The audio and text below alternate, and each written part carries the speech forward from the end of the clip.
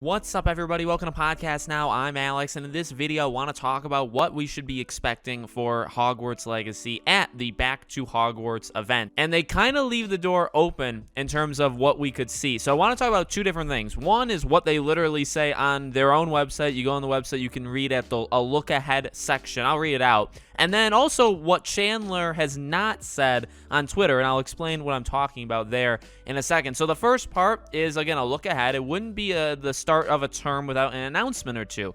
Brand new for this year, fans are invited to watch a special presentation crammed full of news and updates, highlighting some of the exciting things the Wizarding World has in store. Expect news on the upcoming RPG console game, Hogwarts Legacy, a first look at a particularly magical product, and spellbinding live experiences which fans will not want to miss. You can tune in at the website at 6:20 BST on September 1st to watch along. So you have that. Then you also have, and the reason I brought in Chandler is when they did the Autodesk presentation, one thing that he had come out with is basically setting expectations, right? Now, obviously, we did get some new stuff from that. I'm not debating whether there was actually new stuff or not. There was new stuff, but Chandler tried to set expectations that, like, hey, you're not going to get the release date here. You're not going to get, like, a major trailer. Now, I would argue we did get something major because we got pretty much, like, informal confirmation of a side mission. And we also got a 25-second cutscene, which, again, to some, that's not really a big deal. But to a lot of people, I think it is kind of a big deal. But we had that. Now, Chandler really hasn't set expectations at all, at least that I've seen. If you guys have seen it, definitely let me know. But I haven't seen Chandler set any expectations on this. And again, it kind of leaves it ambiguous because expect news on the upcoming RPG console game. Now, you can read that as in, see, when I read that, if I'm reading it at face value, almost like I don't want to get myself too excited, news does not necessarily have to mean, I guess, like visual, like a new cutscene or a new trailer. News could literally be, and I've said this before,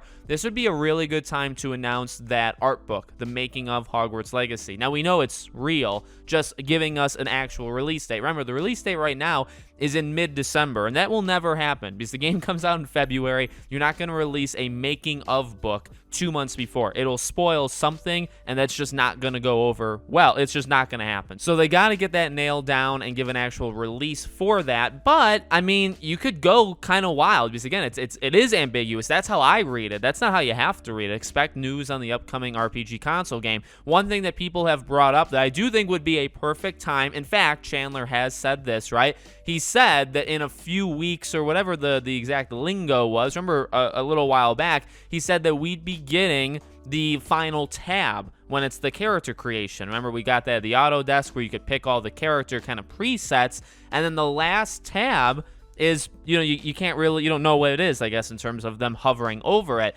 That almost definitely is choosing your house, right? I don't know if I like it just being like a tab on the screen that you then like click. I kind of would prefer it to be almost like a cutscene, and then time almost like slows down, and then you get to pick like one of the four and almost like cuts the screen. I feel like there's a better way of doing it than just a tab when you're looking at a returning to Hogwarts or back to Hogwarts day, and then you think, well, what better way of doing this than to basically, I guess, confirm, because you can see it in the FAQs that that's how you're going to be doing it. You're going to be picking your own house, right? The game's not going to choose for you, but what better way of doing it than to show that off here?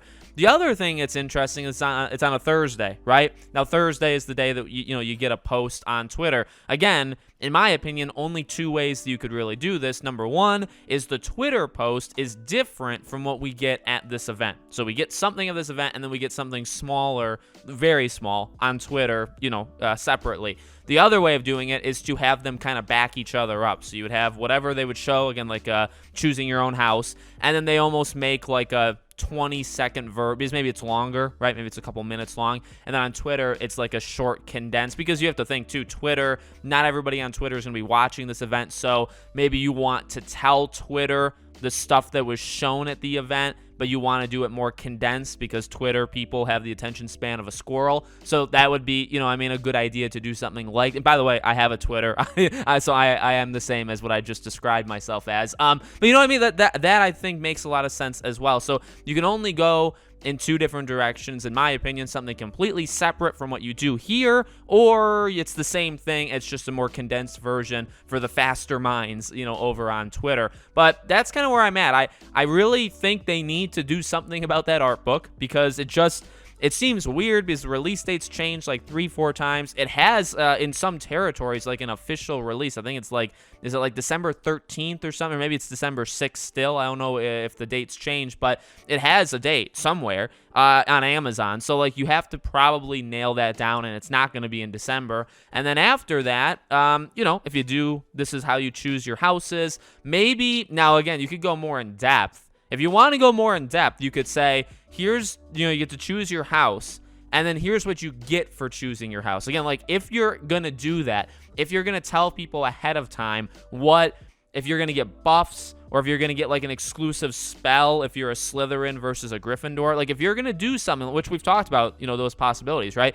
Maybe if you're one of these classes, you level up faster. Maybe if you're another one of these classes, you have more health. Maybe if you're another, you know what I mean? Like you can do that. I really think that makes a lot of sense. And it can't be, and I've said this before, it can't be something too dramatic. Like you can't have a massive, like advantage over another house on something. It needs to be something that any other house, if you go into it, you can catch up on. Like, if you level up enough, you'll get the health, to the same level as you can if you're a Gryffindor or something. You know what I mean? So it can't be outrageous, but in my opinion, I feel like if you're going to choose these houses, yes, the common rooms will be different, and like maybe how you enter them will be, well, they are different in like the books and stuff, but maybe they'll do that in the game, right? So how you enter the common rooms themselves, maybe they'll all be different. But beyond that, if there's nothing, and maybe like, obviously like your wardrobe, but beyond that, if there's nothing else that differentiates you being a Slytherin from like a Hufflepuff, that will be honestly disappointing. So I hope there is some sort of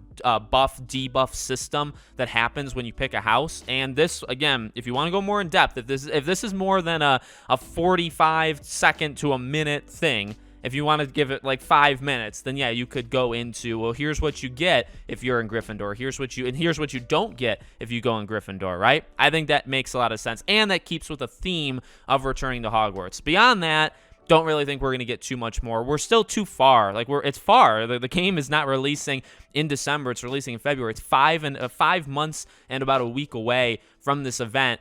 You can't go too crazy, in my opinion, so I just don't think it is going to be all that crazy. So let me know what you guys think in the comments. Make sure you guys are subscribed, bell icon turned on, so you know when all these videos go up. If you want to follow or support me anywhere else, all my social media is in the description below. Thank you guys for watching, and I'll see you all on the next one.